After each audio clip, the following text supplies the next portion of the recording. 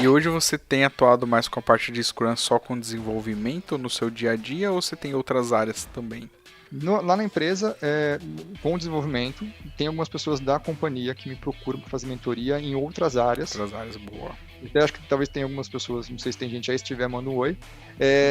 O pessoal me procura e fala, poxa, eu queria começar a fazer, como é que eu... Né? E aí o pessoal começa pelo básico, né? Poxa, às vezes começar a fazer uma daily de uma área, e o pessoal acha que daily é status report, né? O que eu fiz ontem, o que eu vou fazer hoje, se eu tô com algum impedimento, né? E na verdade a daily ela é uma reunião de planejamento estratégico para 24 horas. Essa que é a ideia dela, né? É você pensar assim, o que eu vou fazer hoje para poder chegar mais perto de atingir a missão dessa sprint. Então, assim, e aí o pessoal se organiza para isso, né? Assim, a ideia é sair daquela ideia, sair da caixinha de que somos um grupo de pessoas que trabalham isoladamente. Ah, eu fiz o meu, e pensar passar a sair de grupo para equipe, né? Eu sempre gosto de fazer o comparativo com o futebol, né? De que não existe artilheiro em time rebaixado, né? Se você faz 5 gols e toma 7, você perdeu o jogo. Vale mais a pena fazer um e não tomar nenhum, né?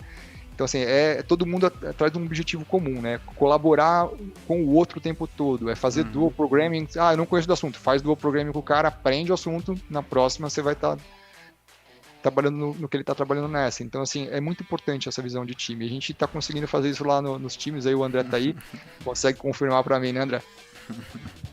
Boa, comenta aí, André, pra gente saber.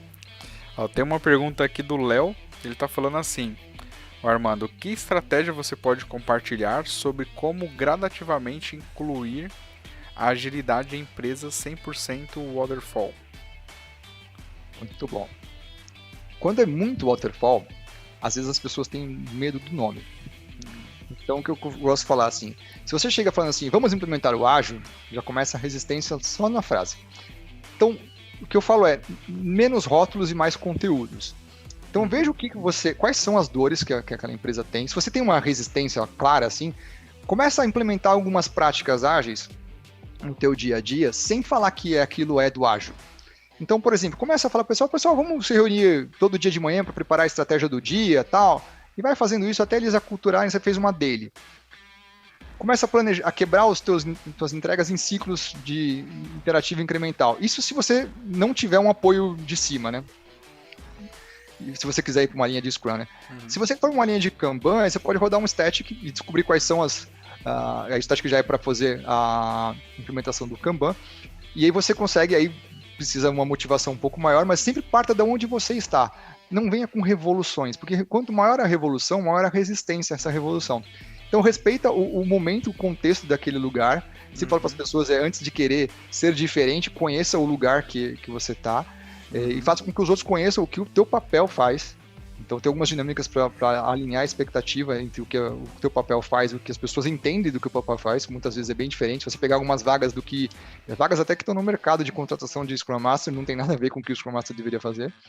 Então, em alguns lugares acontece isso. Mas tirando essa polêmica à parte, acho que assim, comece onde você está, entenda o contexto daquilo e promova pequenas alterações, mas não com foco no rótulo, mas no conteúdo. Porque as pessoas falam assim, agora eu tenho Scrum, eu sou ágil, então eu quebrei meu cronograma em sprints, eu faço uma planning, faço dailies e faço retrospectiva e eu sou ágil. Não necessariamente. Porque tem até um termo que a gente usa, né, que é o Scrum zumbi, né, que é quando o pessoal tá rodando o Scrum só pelos eventos, sem saber o porquê se faz aquilo, né. Aí você pergunta pro membro do time de desenvolvimento por que você faz uma daily, e ele fala, para contar pro Scrum Master o que eu tô falando, o que eu tô fazendo. Não é um status report, né. Tanto que o Scrum Master não precisa estar na daily, ele só precisa garantir que ela ocorra. Então, esses são alguns exemplos, né? Então, assim, é partir mais pro conteúdo e menos pro rótulo, né? E se você tiver liberdade de espaço, você começa a usar essas buzzwords que a gente fala, né? E os rótulos aí que você consegue seguir. Mas se apega mais, por que a gente está fazendo isso? Eu sempre falo para as pessoas, não existe uma solução sem problema. Que problema eu quero resolver implementando o ágil? Legal.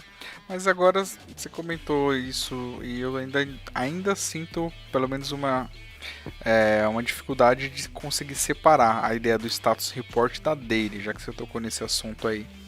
Porque até eu achava, bom, daily é pra você falar o que você fez ontem e o que você vai fazer hoje. Isso é também um status report, ou não?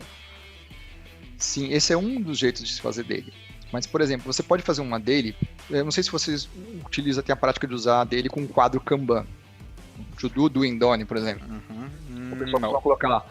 Tem lá o que tem de backlog para ser feito, no to do, tem o que está em progresso, tem o que está em teste, tem o que está em homologação com o cliente, tem o que está pronto. Vamos supor, tem uma coluna para cada um e eu começo a olhar para isso.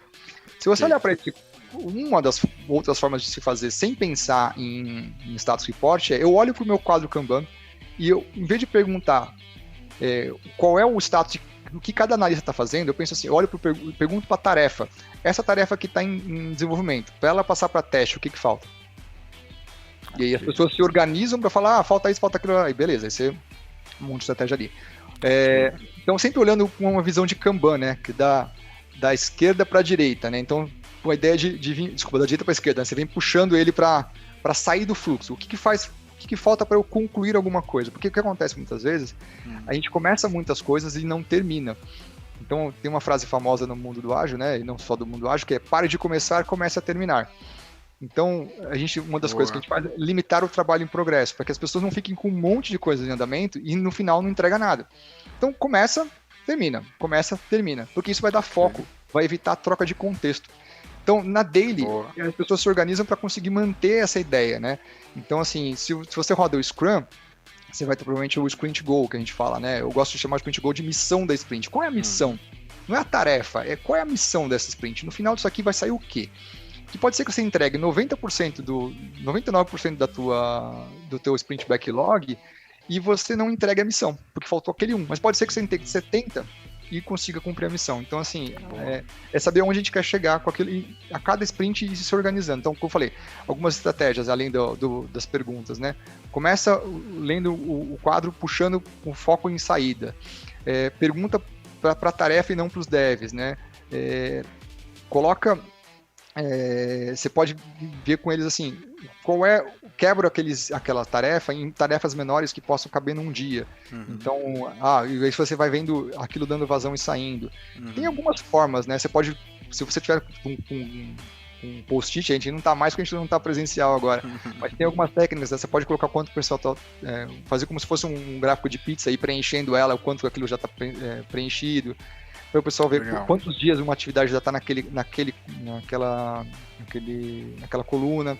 Então você pode colocar uns pontinhos para cada dia. Então tem várias técnicas que você pode conciliar dentro da